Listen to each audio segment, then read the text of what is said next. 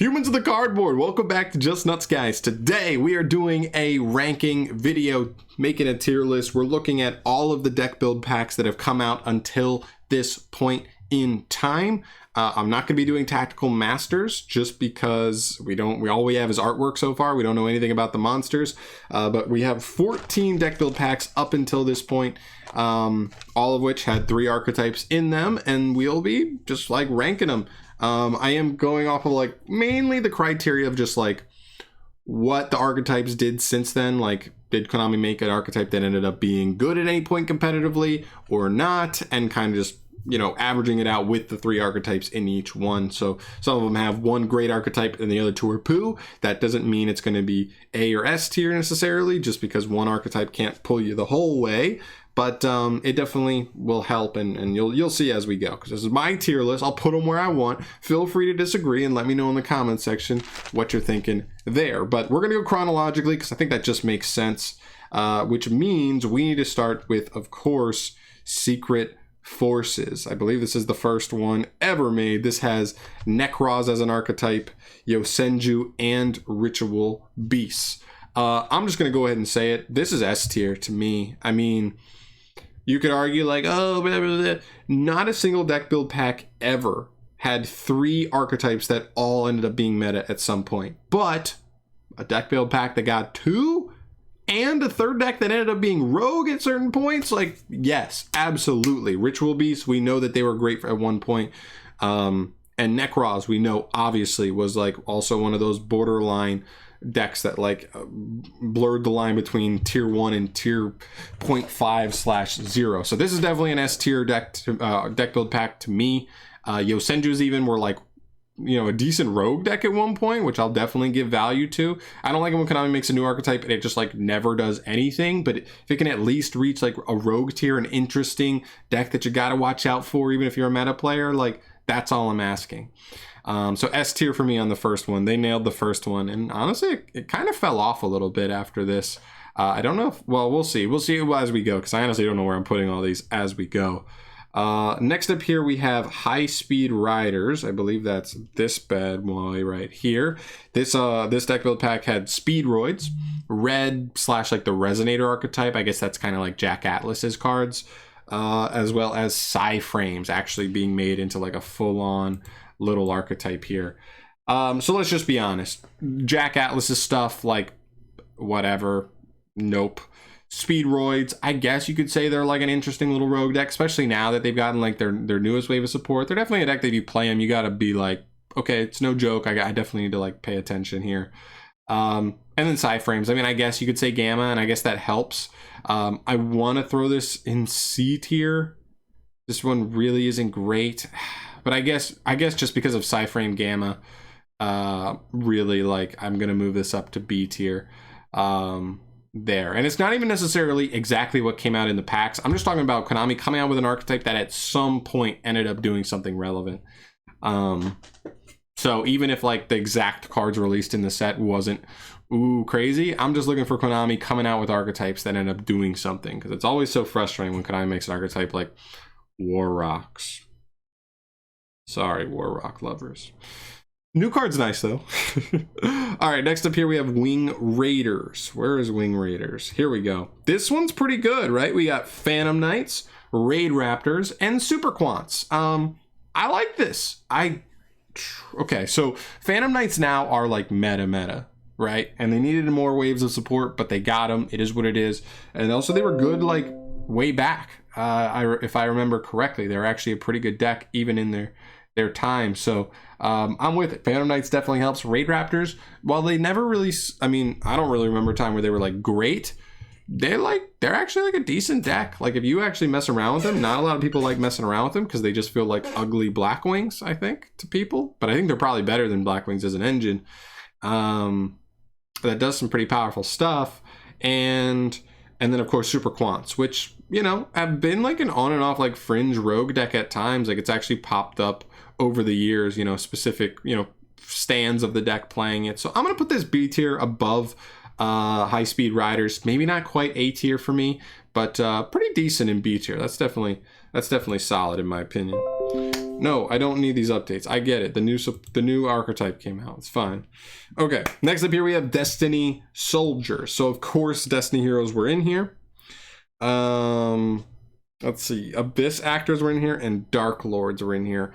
I think Dark Lords were decent at one point, but the Destiny heroes, man, is it too generous to put them in B tier, or is this like C tier? Because like, I get it. You could say like, Job with the Destiny hero Phoenix Enforcer just came out. I was like, yeah, but like that's more of a generic package that didn't come out in here. Like at least Gamma came out in this set, whereas like that's not even really part of the archetype Destiny hero at this point. It is good though. Abyss actors have done literally nothing ever, and then Dark Lords, I think Dark Lords had a time where they were actually pretty decent, so maybe just because of Dark Lords we'll throw them here probably slightly above Fusion or whatever, the Destiny the guys. Maybe this should, I'm gonna move them down. I'm gonna move this down to C tier here, just cause, yeah, no, let's do it this way. I think it's probably closer to that. Even that feels wrong. Let's move it like this. I think C tier, there's nothing to be ashamed of. There's like decent stuff in these, but like not enough goodness, to be honest. There's nothing in these that like competes with like Phantom Knights, to be honest. So yeah. Okay, next up here we have Fusion Enforcers. What are those? Where are them? This guy right here. This one had Predaplants, Fluffles, and Invoked. Wow, this one is spicy, right? Because even though Predaplants have never really been like in the limelight as a full-on deck, we have seen like Orphis Scorpio when Brilliant Fusion was still alive as like a powerful engine to like just get you an extra normal summon and free like just fodder on your field, which was like crazy. Invoked is nuts. Like Invoked makes me want to, like Invoked by itself like already makes this A tier because it's not only a good archetype, but it's been splashed in so many different formats. Like Phantom Knights were good a while ago and they're good now, but like in between they weren't great. And then Ritual Beasts and Necroz, once Necroz got banned out the butthole, it died off, and Ritual Beasts got power crept as well. But Invoked has stood the test of time, and Fluffles have seen rogue playability. I almost want to put this in S tier, but because I think Invoked is the only true meta deck out of these, I think it's going to end up in A tier, but it's a high A tier for me. Okay, next up here is Spirit Warriors. This one was like a fan favorite, even though nothing super meta came out of this. A lot of people liked this one because it had magical muskets, weather painters, and the secret 6 samurai monsters. So kind of, I want to say rogue stuff, but magical musketeers at some point became like a legit rogue deck. They at one point were like people were scared of them as a going second deck, which makes me want to put this in B tier. Weather painters just got new support, and I have faith that they'll actually like show up with a little bit of success after that. And 6 Samurais were better before they got that support, if I remember correctly. But they also had like some fringe, like decent tops. There was that guy, I forgot. He made a YouTube channel at one point, but he did really well with 6 Samurais at some point. I'm going to put him low B tier. I think they're probably better than both of these. Overall, kind of Musketeers, keeping them alive with Magical Musketeer Max. And the new support of Weather Painters kind of helps. But yeah, we'll leave them there for now. And if we want to change it, we might move them down to C tier, but we'll see. Okay, so Spirit Warriors. Next up is Dark Saviors. Okay, this one is spicy. You want to know what's in Dark Saviors? Sky Strikers. There's 2 other archetypes. I don't know what they are. They suck. It's Sky Strikers, though. So the question is, does this end up in really high B tier, or does this end up in A tier? Sky Strikers carries this so much. It's one of the most powerful decks we've ever seen. At full power, it might be the best deck we've ever seen in Yu-Gi-Oh! I don't know. But the other 2 archetypes were Vampires and For Hires. That neither of them have seen any sort of competitive play ever.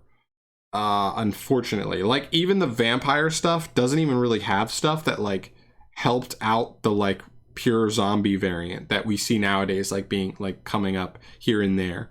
Unfortunately, which, like, really sucks. So I'm going to put it high B tier just because Strikers is the only relevant thing, and it's really, really good, and it's one of the best decks we've ever seen, but I'm not sure if one deck with 2 other completely dead decks, competitively speaking, will carry it up to A tier. So I'm going to leave it in high B tier for now.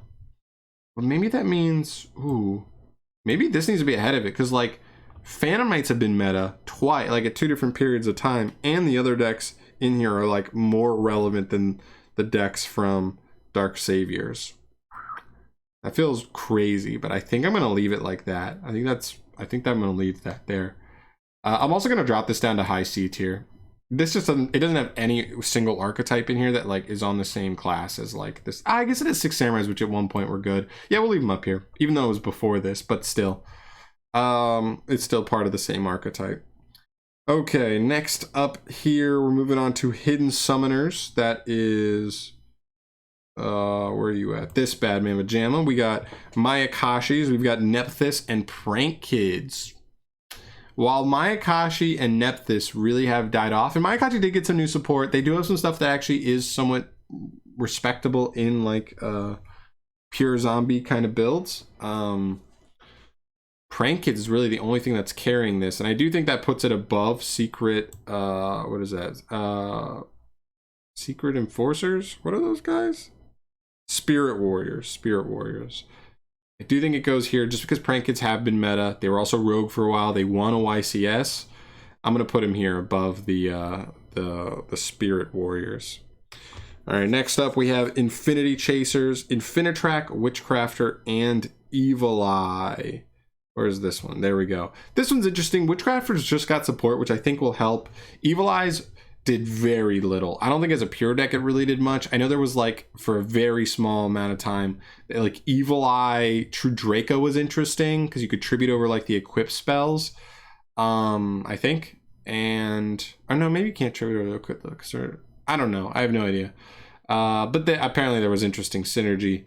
And then Infinitrak. So Earth Machine is like a pretty cool deck nowadays. I think I kind of like this more than Spirit Warriors, to be honest, because I think like, no. It just depends how much I like, because the Secret 6 Samurais came out after Six Samurais had already been like at their prime in terms of like the Yu-Gi-Oh metagame. Makes me want to just move this down now, just because these came out after and they still never got like super relevant again. So yeah, I think this is good here. Which takes us to our next one, which is Mystic Fighters, Math Mechs, Dragon Maids, and Generator. This one was slept on, but it actually ended up being pretty damn good. Dragon Maids have been like, even as a pure variant, like a respectable rogue deck, and has seen splash ability as part of the Dragon Link deck, right? People love to play that Dragon Maid engine in there to be able to search the trap. Pretty good. Math Mechs. I just learned this today. Math Mechs are like the like second most popular like rogue deck on Dueling Book, on the Dueling Book like high ladder, which is kind of crazy to me. So I think this, honestly, I think this jumps this. Ooh, I don't know if it jumps. Like, is it good enough to just beat out Strikers by themselves? Generators is still an interesting little engine though, even though it hasn't done a ton competitively. I guess I can't put up then. I'm gonna bump this over Secret Slayers. I don't think it's quite as good as like the stuff in the in Wing Raiders, but Dragon Maids being like relevant, Math Mechs being relevant, like that's 2 decks that are relevant. I think those add up to probably overthrow Sky Strikers from Dark Saviors. And this is not one that I really expected to be as good as it was. Like, Math Mechs were like interesting. We were like, oh, Salad's a deck. It's just not as good as Salad. It's shown that it's actually a pretty competent deck as it got like its other monster in a core set later on. Pretty cool. Moving on from that, we get to Secret Slayers. Yeah. Oh, this one, it's S tier. It's certainly S tier. Adamancipator, Eldritch, that's all you need to hear. Rika, even now, is actually being played in like a rogue deck, in like the Sun Avalon deck. So I'm gonna, yeah, you know what? I think this is S tier. These came out and immediately blew the meta away. Like, literally the meta was still kind of like messing around, trying to figure out what it wanted to be when this set dropped. And then like, boom. In like 3 weeks, people said like, oh, they're both like maybe tier 2 decks. Like Eldritch just feels so slow, and like, yeah, it floats and everything's a +1, but like it's so slow. Well, you combine it with a fast engine like Invoked or like a quick package, like, yeah, that deck dominated. So did Adamantipator. It was one of the craziest combo decks we've ever seen. Yes, Block Dragon was a huge part of that, but even nowadays, with the best card that the deck was abusing banned, it's still like a solid like rogue combo deck that can definitely like strike the fear of the Lord into your brain.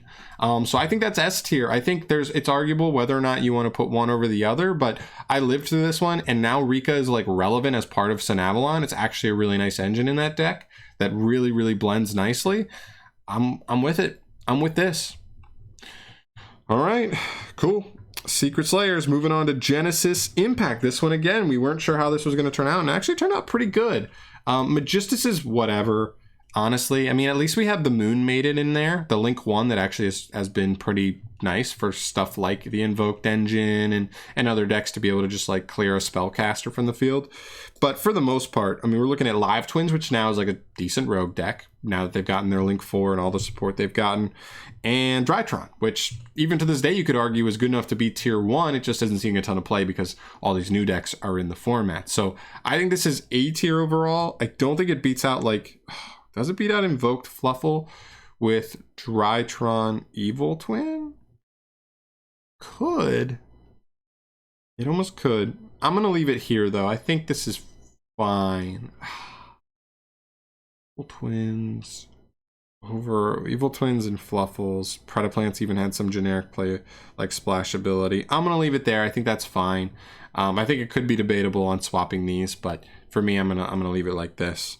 And then we get to some crazy ones. Ancient Guardians, Sulphicords, Ogdoadic, and Ursarctic. Ursarctic, Ogdoadic, and Sulphicords have done literally nothing. This is probably our first D tier. Now, I will say, we are slated to get more and more Reptile support, and maybe at some point, Ogdoadic could become like a legit rogue deck. And if there's at least one rogue deck in any of these packs, I'll probably move it up to C tier. But these aren't even like rogue. Like, let's be honest. Like, these aren't even like doing anything right now. Just because they probably can't. Maybe the new support changes that when we finally get all those new cards. But until then, I have to leave it in D tier. It's probably the worst deck build pack we've ever seen to this point. And we're still really new. But yeah. And the last one here is Grand Creators. This actually comes out later this month. So we're about 3 weeks away. We have Exorcisters in here, Brave Tokens in here, and the Punk archetype. It's still not great. I think it probably ends up in top of C tier. Brave Token, you could argue, is just like meta. So if it's one meta deck, I think it's probably worse than Prank Kids overall. So yeah, I think it probably ends up somewhere like over here, and maybe we drop this down to here because the only real relevant deck out of here is Earth Machine from the Infinitraks, and like even that's like just rogue. It's like one rogue deck out of that pack, really. And we'll see what happens with Witchcrafter. Maybe it gets a bump, but for now I'm gonna leave it there. But yeah, I think that does it for the tier list here. We'll see where the new one turns out, but I feel pretty good about this. I think some of these could maybe phase up. Like, this does have Phantom Knight, so it almost makes you want to put it here, but the other two decks just like really haven't done enough for me to want to move it up, but maybe it's still worth, I don't know. But yeah, pretty cool. I like deck build packs. I always get excited for them because it's just 3 new archetypes. Most core sets, we don't even get 3 new archetypes. So just being able to be like 3 fully fleshed out like archetypes, 10 to 13 cards for all 3 of them, it gets me excited. So yeah, it's pretty cool. Let me know your thoughts down below. How much do you agree or disagree with my absolutely correct list here? And yeah, I'll see you in the next one. Thanks for watching. Peace.